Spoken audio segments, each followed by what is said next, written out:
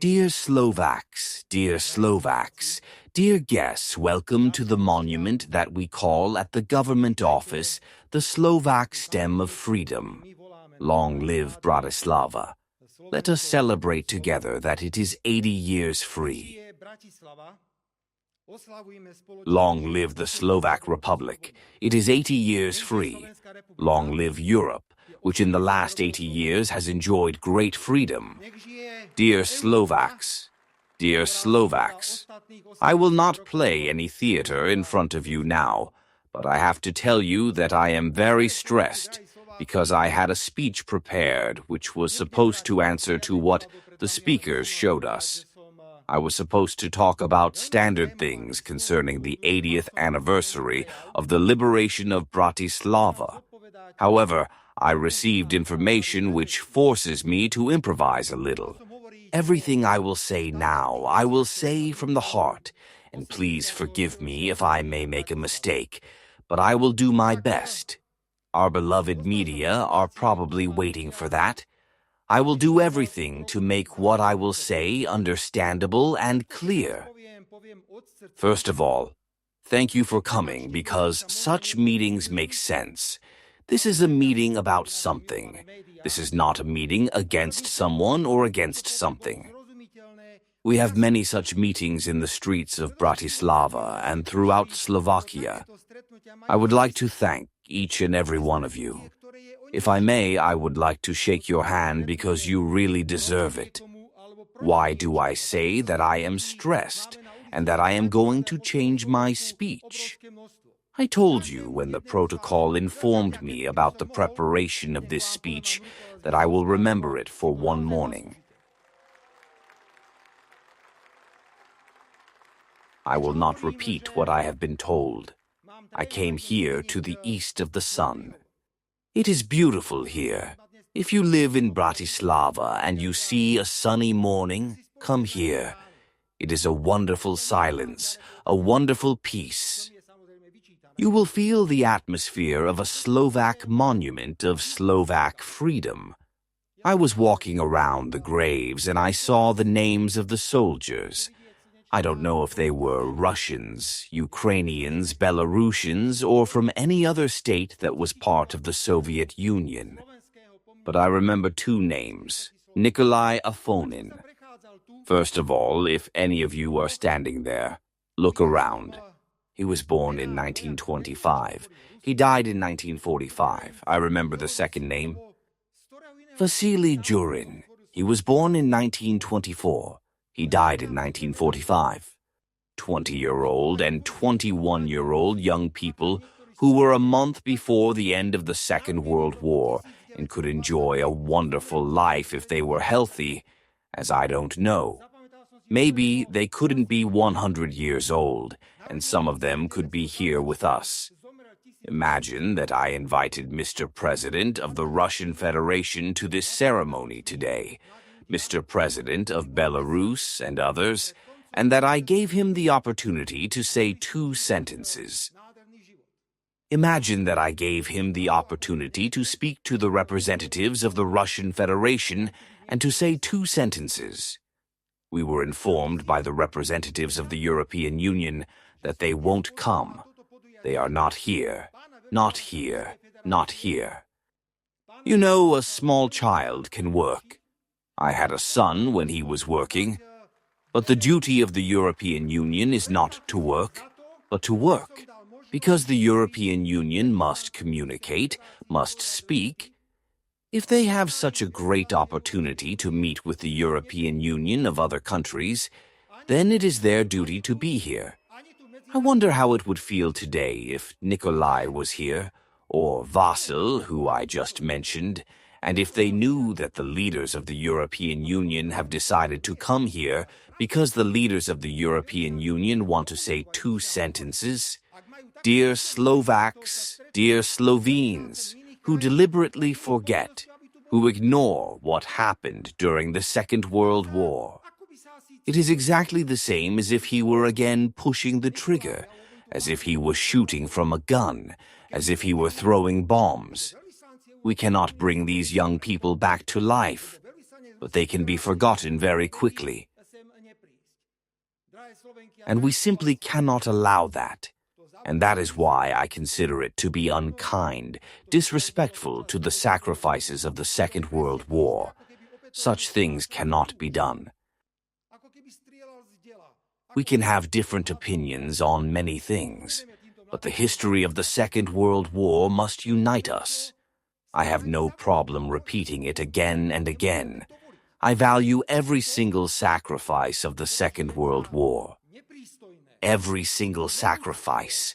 That is why I went to France to visit the cemeteries of the victims of the Second Front in 1944.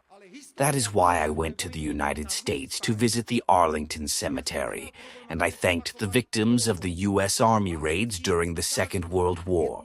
That is why I went to London. I would like to thank the pilots from the Soviet Air Force who served in the ranks of the British Royal Air Force.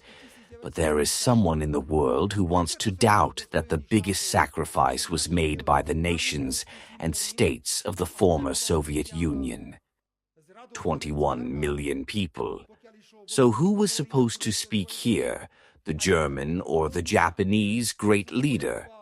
Simply put, we are talking about these things very clearly. When we were in Dukla, I recalled a statement of a soldier who was in the 1st Czechoslovak Army Corps at Ludvík Svoboda, and he said that he was in the hospital and he was still in pain, but he always ran away from the hospital so that he could return to the combat unit. And I ask a simple question. How the hell was I supposed to stay in the hospital when I walked through hundreds of thousands of burnt-out Russian towns and cities with my own feet, and I saw children thrown into the well and stuffed on the iron bars? This is what the Second World War was about. And where are we now in 2025? And we ask ourselves if this is what we are all talking about at all.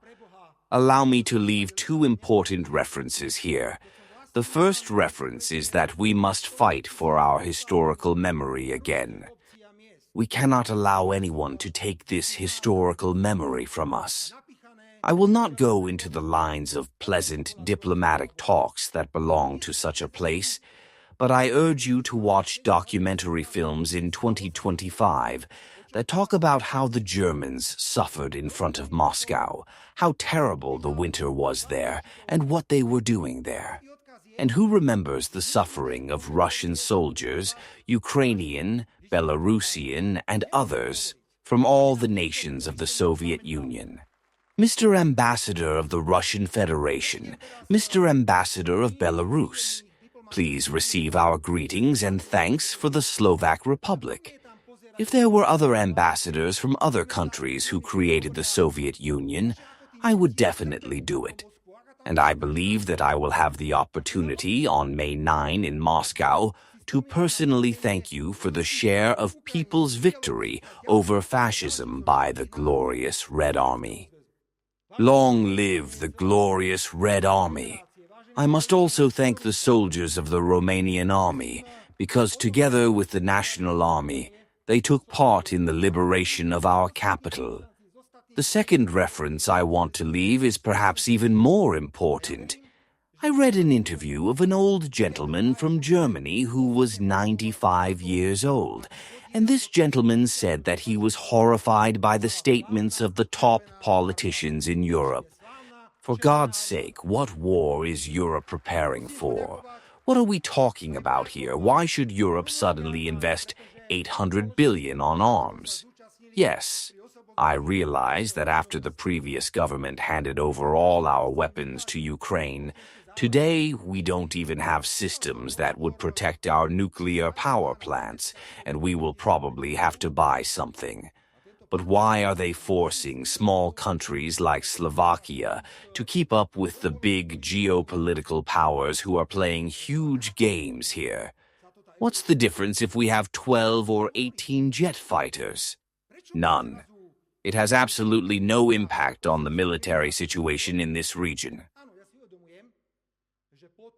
That's why I think it's very important to say to the Slovak public that yes, we take responsibility for our own security. We take responsibility for our ties to our partners. But we also see the collapse of existing security structures, such as the North Atlantic Alliance. We see changes that we wouldn't have believed could happen a few years ago, and that's why the question is clear. Shouldn't we ask the citizens of the Slovak Republic in the referendum? Dear citizens of the Slovak Republic, are you in favor of arms being at the expense of your living standards? The government of the Slovak Republic should do everything so that arms do not contribute to further deterioration of living standards. Then I ask the French President, the German Chancellor, the British Prime Minister, to go to the villages in eastern Slovakia and tell these people you won't have sewage or water, but we will have 2 more missiles that we will use for I don't know what. That's why, let's be very clear, it's not a war. It's not a war because it seems that someone is preparing for war again. And let's be very clear about the distance from Bratislava to the whole world. Yes, a measure, a measure, a measure, and a measure. We can't say anything else about the distance from this holy place. I don't have a hat on my head. If I had one, I would put it down and say to all the soldiers who came from any state, country, former Soviet Union, or maybe they are soldiers from other countries. Thank you very much. Realize this tragedy. Once again, realize this tragedy. A soldier who is 20 years old and falls here on April 3rd or 4th, 1945, and on May 8th or 9th, was the end of the Second World War. But we ignore it without any problems. We pretend that it doesn't exist in reality. These are the things against which the Slovak Republic is ruled, and the whole Slovak society. First of all, based on our experience with the Slovak national uprising. Dear Slovaks, long live liberated Bratislava, glory to the heroes of the Red Army. We thank the nations of the former Soviet Union. We value the contribution to the opening of the Second Front. We value every sacrifice of the Second World War. But let's not forget that there is only one truth. Let it be known. Thank you for coming. I look forward to seeing you on May 8th. We will celebrate the whole of Slovakia, the end of the Second World War. Thank you very much for coming.